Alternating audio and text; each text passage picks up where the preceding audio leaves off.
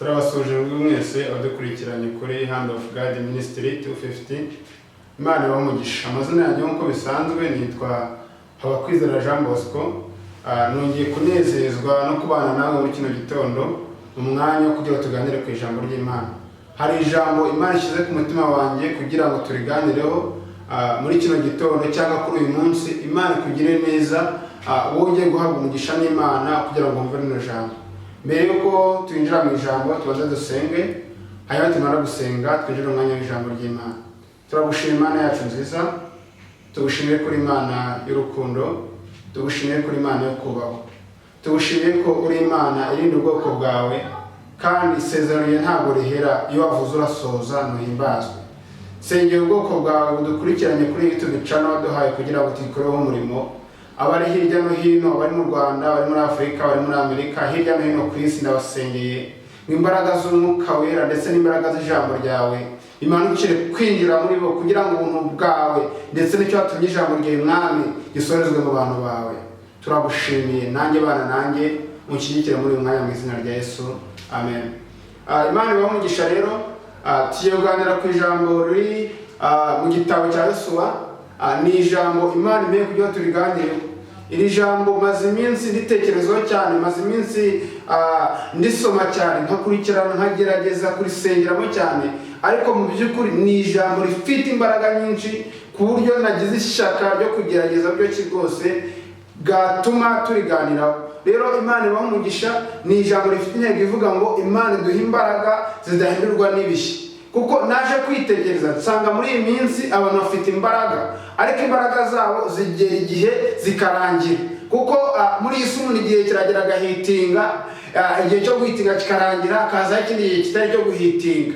Kandi muri iyi si umuntu agira imbaraga akagira ibihe bye, ariko ibihe bikagerera neza bigakama, imbaraga yari afite zikamushiramo. Rero nagize ishaka ryo gushaka umuntu cyangwa ryo gushaka ijambo ku muntu wagize imbaraga z'ibihe byose. Umusore bwe agira imbaraga, umusaza bwe agira imbaraga.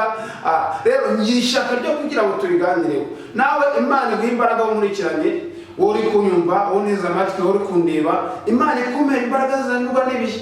Zino mbaraga zibana n'abasore, zibana n'abagabo, zibana n'ababyeyi, zibana n'abakobwa, iyo uri mu cyaro cyose, zibana n'abasaza n'abakecuru. Imana iguhe zino mbaraga mu izina rya Yesu. Turasoma igitabo cya Yosuwa ibice 14 murongo wa 11. Igitabo cya Yosuwa ibice 14 murongo wa 11. Turasoma reka dusome 11. Haravuze ngo ubu ndacyafite imbaraga nk'uko nari nzifite urya munsi Mose yanyohererejeho, uko imbaraga zanjye zameraga ku rugamba ntabara ngatabaruka, na n'ubu niko zikiri. 12. Haravuze ngo none umusozi Uwiteka yavuze urya munsi, icyo gihe wumvaga ko Abanaki bari bahari kandi ko hari imidugudu minini igoswe n'inkike z'amabuye. None aharaho Uwiteka azaba ari kumwe nanjye, mbirukane nk'uko Uwiteka yavuze. Imana ishimwe cyane. 11 niho ntinza cyane avuga ngo ubu ndacyafite imbaraga nk'uko nari nzifite urya munsi. Niyo ntego y'ijambo ryacu ry'uyu munsi ryo kuganiraho. Wowe nkurikiranye ndagira ngo tugendane muri rino jambo, uryumve neza, urisesengure, ujye mu isi y'umwuka, uritindemo cyane, usaba Imana iguhe zino mbaraga. Bibiliya itubwira amateka y'umugabo witwa Kalebu.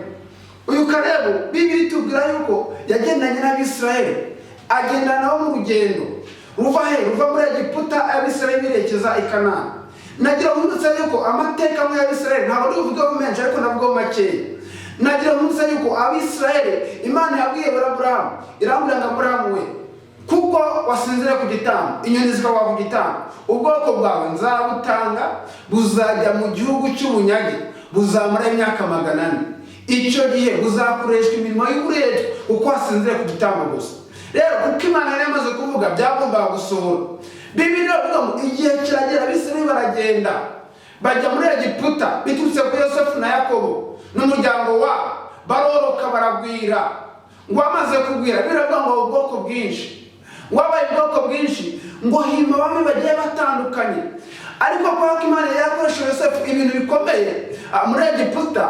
Abo bami ngo bakajya baza Yosefu, bazi imbaraga Imana yamukoresheje, bazi Imana yamukoresheje, bazi ukuntu Imana yabanye na Yosefu.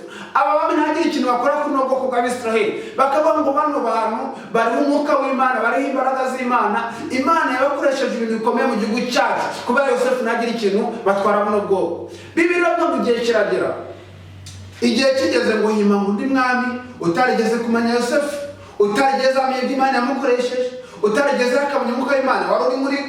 Bibiliya iravuga ngo icyo gihe ngo uwo mwami ngareba Abisirayeli ngabona ngo bari kororoka, ngabona ngo bakabije kuba benshi, ngabona ngo ubwoko bufite umugisha ngo kandi ngo bugwiriye. Ngaravuga ngo hari uno bwoko igihe cyazagera tutabakoresheje uburetwa, ubwo bagafata igihugu cyacu bakaba bagakoresha uburetwa cyangwa bakatugira nabi.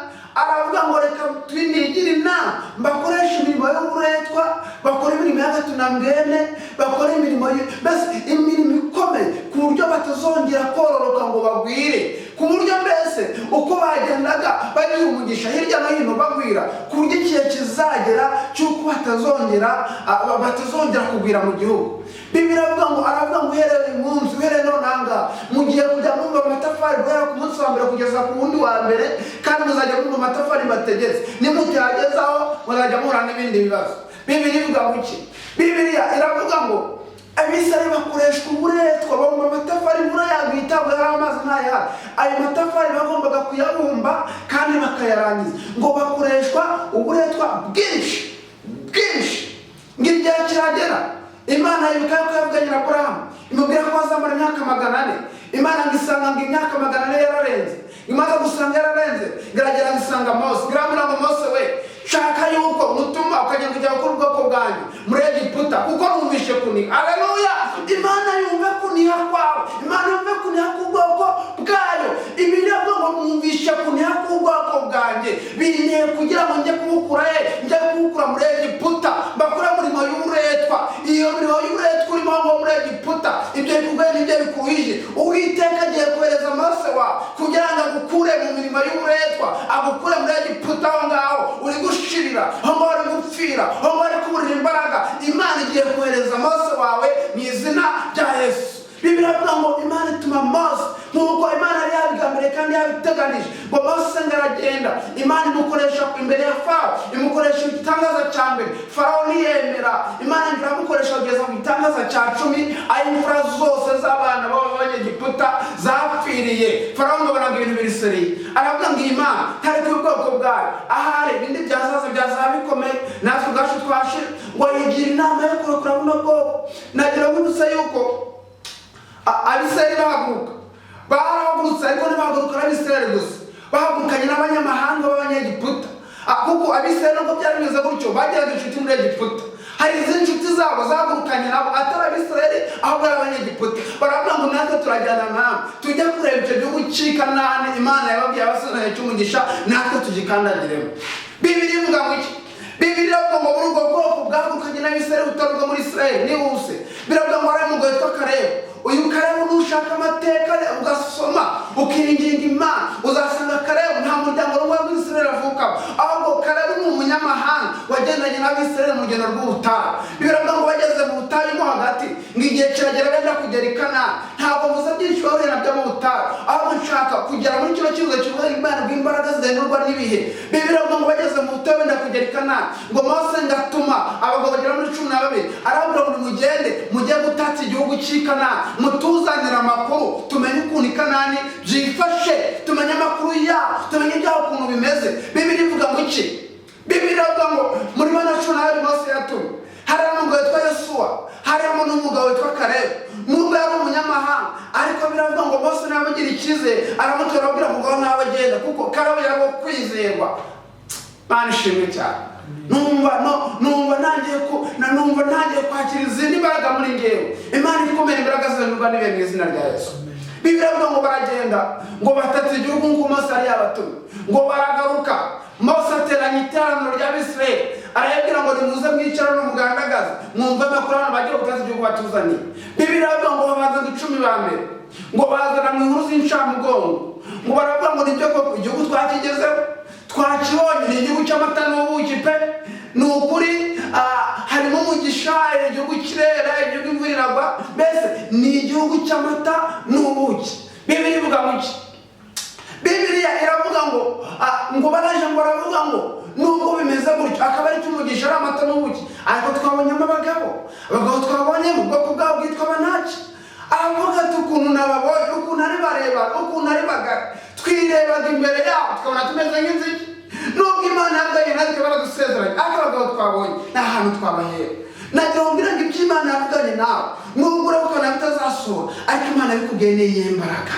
Haleluya! Imana yabikubwiye n'iyihe mbaraga.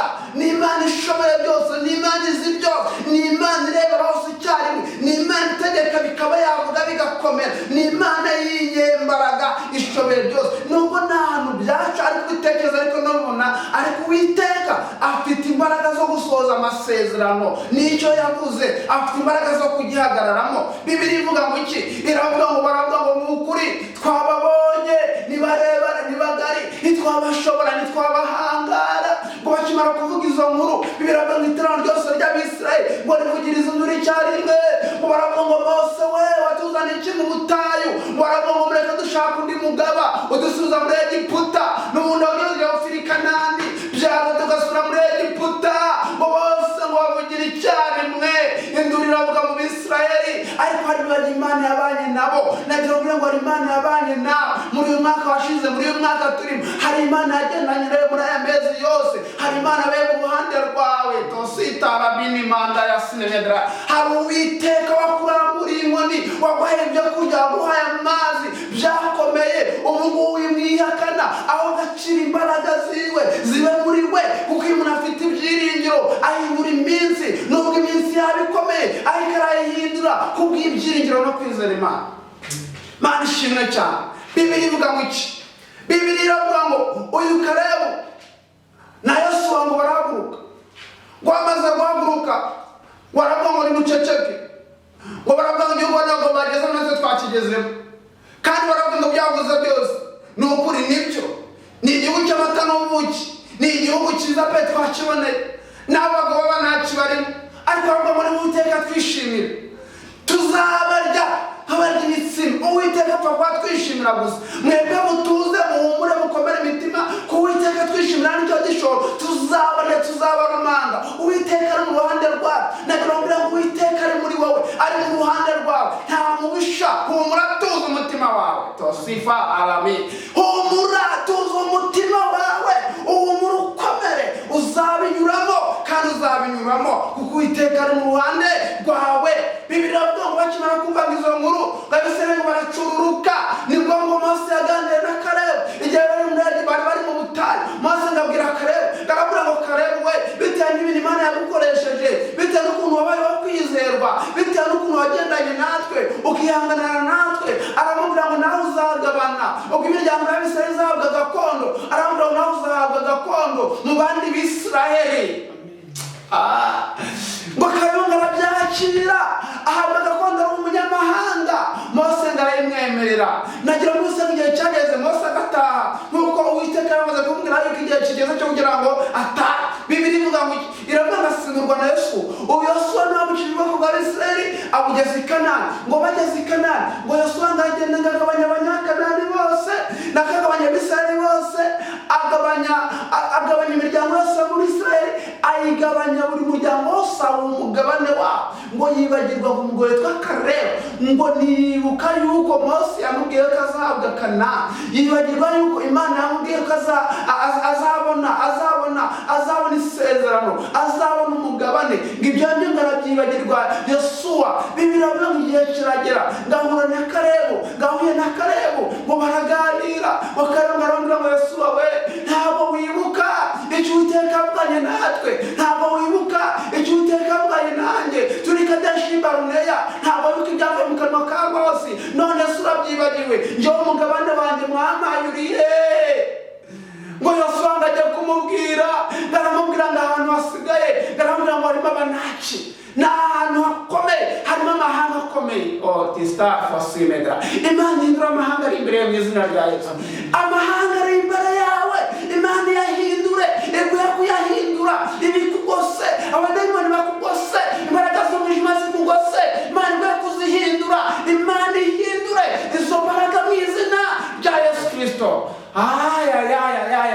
gashimana kumubwira gutyo, ngamubwira ko amasigaye hakomeye Imana yakira kuba abanyembaraga, harimo amahanga akomeye, ngamubwira amagambo akomeye, ngamubwira ngo Yesu wawe, ngamubwira ngo imbaraga nari mfite yo mu myaka 40, aramubwira ngo n'ubu ngubu, aramubwira ngo nizo mbaraga nyifite, aramubwira ngo wema gakondo gusa unungire urutoki mbwire ngo ni hariya, ibindi byose nzabyishoborera. Nubwo nari mfite imbaraga ndi muri 40, mfite imbaraga z'umwuka wera, mfite imbaraga z'Imana, aramubwira ngo n'ubu ngubu ndi muri 85, aramubwira ngo nizo mbaraga nyifite. Nagira ngo imbaraga za Kalebu ntabwo zamazwe n'ibi, ntabwo urugendo rw'ubutayu rwamaze imbaraga muri Kalebu, ntabwo urugendo rwo kugera i Kanani ntabwo rwamaze imbaraga muri Kalebu, ahubwo yaravuze ngo imbaraga zanjye nari mfite kera nubwo nizo mbaraga nyifite. Ngo hari igihe cyagera abantu neza umuntu akaba yaruzuye Mwuka Wera, ariko igihe cyagera mu myaka 10 iri imbere cyangwa 5 iri imbere, igihe kikagera imbaraga zikamushira agasigara ameze nk'utaramuzi. Ari igihe umuntu akabwiriza, igihe kikagera kubwiriza bigakamuka bikamushiramo. Hari igihe umuntu aririmba kuririmba bikamushiramo, hari igihe umuntu ahanura guhanura bikamushiramo, hari igihe umuntu yereka kwerekwa bikamushiramo. Ni ikibazo cy'imbaraga zindurwa n'ibihe. Imana ikumera imbaraga zidahindurwa n'ibihe mu izina rya Yesu.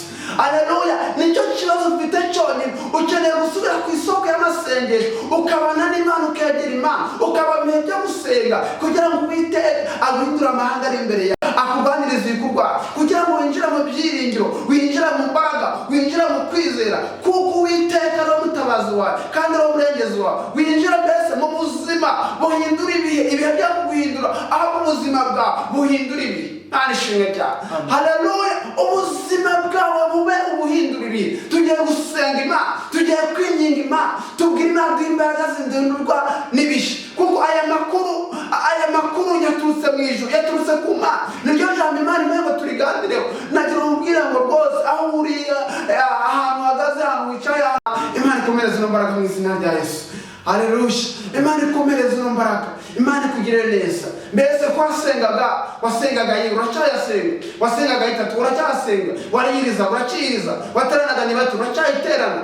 Mbese kwasengaga mu gitondo ugashimira Imana ukarageza n'urugendo rwawe uracyabikora, kwasenga ugiye kurya uracyabikora. Mbese umurimo wawe wakoraga, kwaririmbaga uracyabikora, kwabwirizaga uracyabikora, kwanyuraga uracyabikora. Imana ikeneye yuko wongera ugasubira mu bihe ukakira imbaraga zindarurwa n'ibihe.